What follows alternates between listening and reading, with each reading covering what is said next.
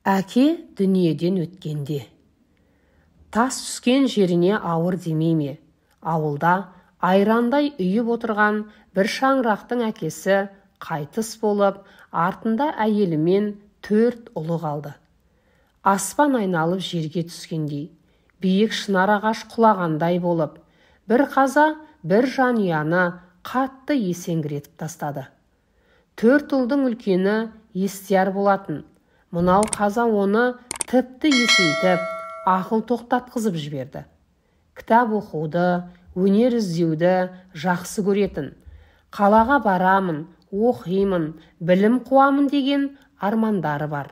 Бірақ жалғыз шешесі мен 3 бауырын ойлап, балалық армандарынан баз кешіп, әке артында қалған 10 шақты қойдың басын құрап, ауылда қалды.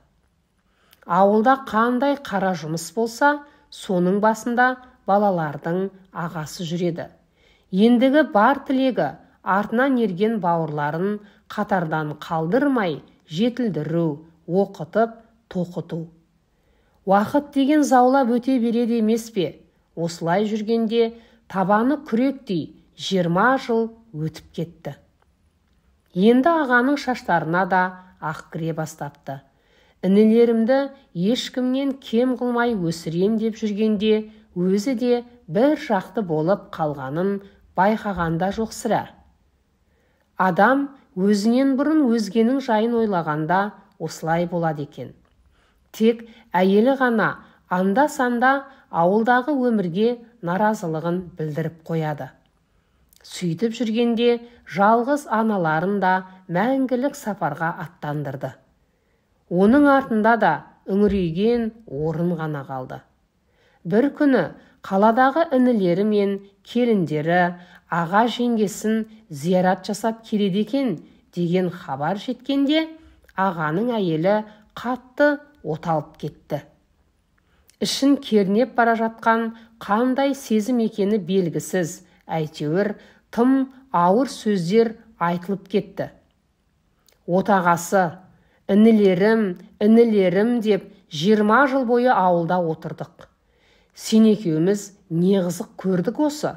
Еш болмаса, аяғыңды артып жүретін жаман көлікте алған жоқпыз.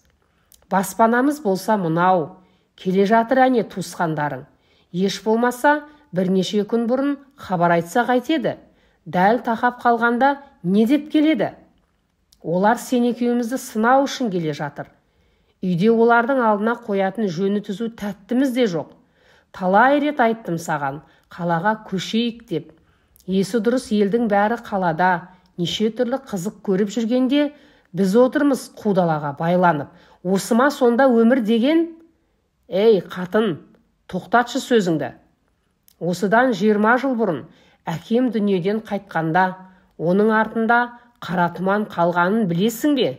Сол қара тұманнан барар жер, басар тауымыз болмай біз қалдық.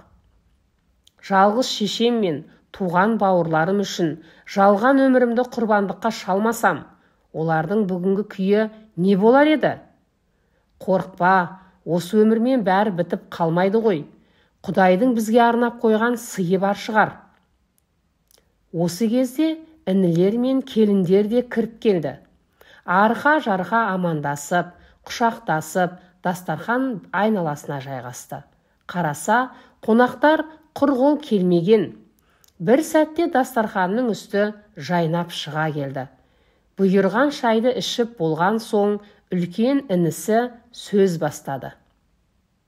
Айналайын жанағам менің, алтын жеңешем, сіздер біз үшін қалаға көшпей, осы ауылда қалып қойдыңыздар. Өздеріңіз ішпей, бізге ішкіздіңіздер. Өздеріңіз жемей, бар тәттіні бізге жегіздіңіздер. Мына отырған үшеумізді де оқытып, білім әперіп, аяққа тұрғыздыңыздар.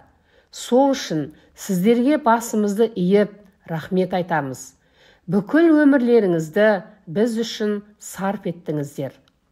Менің енді сіздерге арнаған азғантай сыйым бар еді. Соны қабыл етесіздер ме? Қаланың ортасынан 4 бөлмелі үй алып, бүгін ғана соның құжаттарын ағамның атына аударып келіп отырмын. Міне соның кілті. Осы сөздер айтылып жатқанда ағаның көзіндегі жас тігінен емес, бүкіл көзді шайып, көлденең ағып жатты. Жеңгесі де кемсеңдеп отыр екен. Сол кезде екінші інісі сөз алды.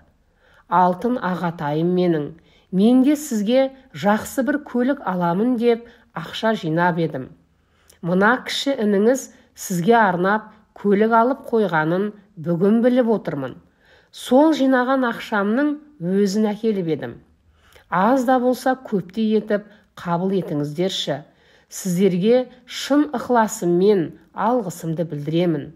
Осы кезде кіші інісі өзінен кейінгі ағасына ренжігендей болып: ағатай, менің сыйымды айтып қойдыңыз, қызық болмай қалды ғой, деді ағынан жарылып.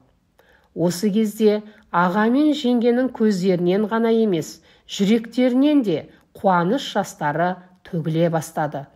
Бірақ ол дүние мүлікке бір сәтте кенеліп қалғаннан емес, бауырларының осыншалықты адамшылық қасиетке кенеліп өскеннен еді. Осы сәтте ағаның соңғы 20 жылда көрген бейнеттері көз алдынан өте бастады. Інелері оқуға түскенде бір тиындап ақша жинағандары, солардың тамағы аш болып қалмасын деп қалаға ет, айран, сүт, құрт май жеткізіп тұрғаны кино секілді көз алдынан өтіп жатты. Даусы дірілдеп отырып: айналайын бауырларым, мен сендер үшін еңбек еткенде ешкімнен де алғыс күткенім жоқ. Не істесем де шын ниетіммен, жан жүрегіммен жасадым. Енді бүгін төбем көкке екі ақ елі жетпей отыр. Аллаға сансыз шүкір, менің мақсатым бүгін орындалған сияқты. Аман болыңдар бауырларым. Маған керегі сендердің амандықтарың ғана. Көп рахмет сендерге. Осы әңгіме айтылып жатқанда жеңгенің де, үш келіннің де ойларынан ағайын тату болса ат көп, абысын тату болса ас көп деген мақал өтіп жатты. Шынында да солай емес пе? Жер беті осындай бауырларға толса екен. Әлеуметтік желіден алынды. Оқыған Гүлбибі Әбусайылқызы. Ұнаса лайк басып, арнама тіркеліп кетуді ұмытпаңыз.